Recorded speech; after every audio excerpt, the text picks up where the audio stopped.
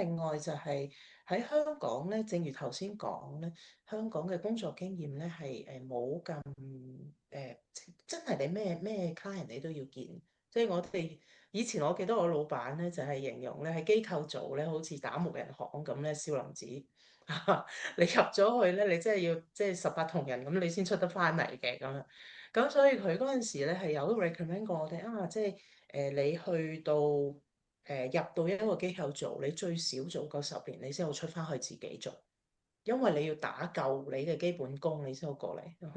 即係出去闖或者出去做 specialties，再去 specialize 你自己嗯想做嘅。咁我諗呢個都係其中一個係即係過到嚟試一個 newcomers 由頭學起嘅時候，我諗呢一個都係一種毅力啦嚇，即係由頭學起，同埋由頭喺呢一邊再接觸唔同類型嘅 clientele 嘅時候。咁我諗過去嘅經驗或者過去嘅 training 其實係一個好大嘅幫助咯，啊，咁然後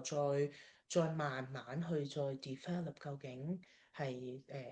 我自己個個性啊或者我個人啊係最服務到邊個 clientele 係再 narrow down 咯，到時係啊。嗯，Stacey 咧，誒